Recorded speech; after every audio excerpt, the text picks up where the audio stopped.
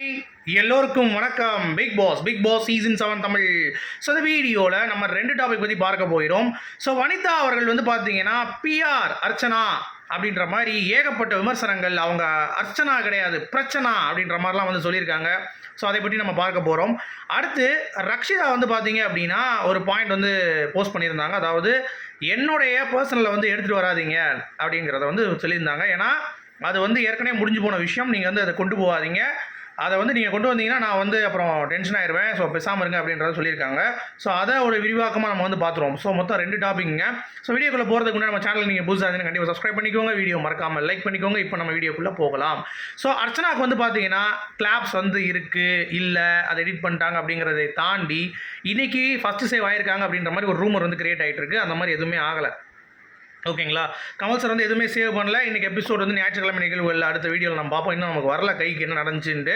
சரியா? ஆனால் யாரையும் சேவ் பண்ணலங்க. டேரெக்டாக குல்சுரை சேவிக்கிட்டு இன்றைக்கி ஃபுல்லாக வந்து பார்த்தீங்கன்னா வந்து ஒன்றும் கிடையாது. அந்தளவுக்கு ஞாயிற்றுக்கிழமை நிகழ்வுகள் பேசுகிறதுக்கு ஒன்றும் இல்லை. பட் எனக்கு வந்தவொடனே நான் உங்களுக்கு சொல்கிறேன். பட் அர்ச்சனா ஃபஸ்ட்டு சேவ்ட் அப்படின்றது கிடையாது. சரியா? ஏன்னா சேனல் வந்து பார்த்தீங்கன்னா அதை வந்து காட்ட முடியாது. அதை காட்டினா அவங்களுக்கு சப்போர்ட் இருக்குன்னு தெரியும். ஸோ அதனால் அதை ஒதுக்கி அவங்க ஒன்று பண்ணுறாங்க. சரிங்களா? ஸோ அதை வந்து நீங்கள் புரிஞ்சுக்கோங்க. எல்லா சீசன்லையும் அப்படி தான் நடந்துட்டு இருக்கு. யாரையுமே வந்து நிறைய ஓட்ஸ் இருக்கவங்கள ஃபஸ்ட்டு வந்து சேவ் பண்ண மாட்டாங்க. 70-75 நாள்லேருந்து ஆரம்பிப்பாங்க. இந்த சீசனில் கமல் சார் முதலிருந்தே சேவ் பண்ணவே ஆரம்பிக்கல. ஸோ அதை நம்ம குற்றம் சொல்லக்கூடாது அப்படிங்கிறது ஒரு பாயிண்ட் நல்லா புரிஞ்சுக்கோங்க. அடுத்து இந்த வனிதா விஜயகுமார் அவர்கள் போன சீசனில் அசீம் வந்து பிஆர் வச்சுட்டு போனது அப்படிங்கிறது எல்லாத்துக்குமே தெரிஞ்ச விஷயம். அதுக்கு முந்தின சீசன் வந்து பார்த்தீங்கன்னா எல்லாரும் வந்து அவங்கவுங்க சைடில் இருந்து கொஞ்சம் கூஸ் பம்ப்ஸ் வந்து பண்ணிட்டு போவாங்க அப்படிங்கிறது தெரிஞ்ச விஷயந்தான். அதில் எந்த ஒரு மாற்று கருத்தும் இல்லை. எல்லாருமேங்க, ஈவன் விசித்ராவுக்கும் பிஆர் இருக்குது, ஈவன் தினேஷுக்கு கூட பிஆர் இருக்குது. ஸோ இந்த மாதிரி எல்லாத்துக்குமே போன வருஷம் போனவங்களுக்கு வந்து பார்த்தீங்கன்னா மேக்ஸிமம் வந்து இந்த ராமசாமியா அவன் பேர் என்ன, அவனுக்கு கூட வச்சுட்டு தான் போனால் விக்ரமனுக்கு அவங்க அரசியல் கட்சி வந்து பிஆர் பண்ணுச்சு. ஸோ இந்த மாதிரி எல்லாத்துக்கும் இருக்குங்க. அது வந்து என்ன பண்ணும் தெரியுமா? ஒரு சப்போர்ட் இருக்கிறதா பூதாகரமாக நம்ப வைக்கும், அவ்வளவுதான். மற்றபடி அவங்களுடைய ப்ளே, மக்களுடைய ஓட் அப்படிங்கிறது மட்டும்தான் பாயிண்ட்டு. இங்கே வனிதா சொல்லக்கூடிய குற்றச்சாட்டு என்ன அப்படின்னா, பிஆர் ஏஜென்சிக்கு வந்து சைன் பண்ணிட்டாங்க, அவங்க அர்ச்சனா இல்லை பிரச்சனை. ஸோ அவங்க பிக் பாஸ் சீசன் ஒன்று ஒன்றா பார்த்துட்டு போய் எல்லாத்தையும் வந்து பார்த்திங்கன்னா கரெக்ட் பண்ணி அவங்க வந்து ஒரு தனியாக ஒரு கேம் ஆடுறாங்க, நிறைய ஹோம்ஒர்க் பண்ணுறாங்க. சரி பண்ணட்டுன்றேன்.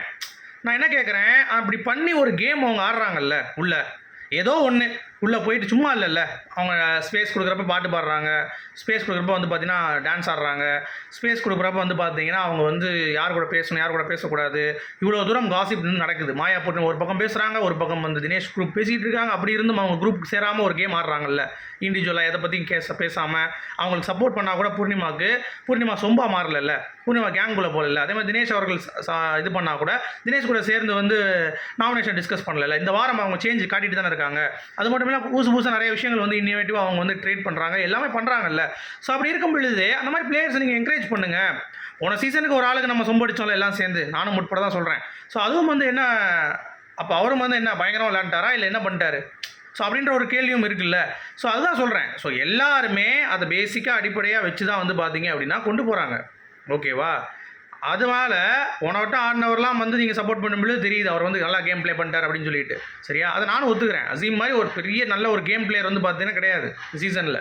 அவர் ஆடினது கொஞ்சம் டர்ட்டியாக இருந்தால் கூட அவர் ஓகே. அதே மாதிரி அர்ச்சனாவுக்கு வந்து சில விஷயங்கள் இருந்தாலும் அவங்க ஆடுற கேம் வந்து பார்த்தீங்கன்னா நல்ல ஒரு கேம் தான். அதில் வந்து நீங்கள் வந்து சொல்ல முடியாது அவங்க வந்து பிஆர் வச்சு தான் வின் பண்ண போகிறாங்க அப்படிங்கிறது நம்ம வந்து சொல்ல முடியாது. அது பார்த்தா போன சீசனே நம்ம சொல்லியிருக்கணும் அப்படிங்கிறது. காலங்காலமாக அது நடந்துகிட்டு தான் இருக்குது அப்படிங்கிறது தான். மக்கள் அதை வந்து பார்க்க மாட்டார்கள். மக்கள் வந்து ஒரு பூஸ்ட் தான் பிஆரோடைய இது. அவங்களுடைய வேலை வந்து பார்த்திங்கன்னா நிறையா வந்து பிரம்மாண்டமாக கொண்டு வரணும், அவ்வளோதான். சரியா? மற்றபடி இவங்க ஆடுறதுக்கு தான் ஓட்டு. அதை நீங்கள் நல்லா கவனிச்சிக்கோங்க. ஒரு புஷ் தான் பண்ண முடியும். ஒரு 30% புஷ் பண்ணலான்னு வைங்க, மீதி 70% மக்கள் தான் வந்து புஷ் பண்ணி ஆகணும்.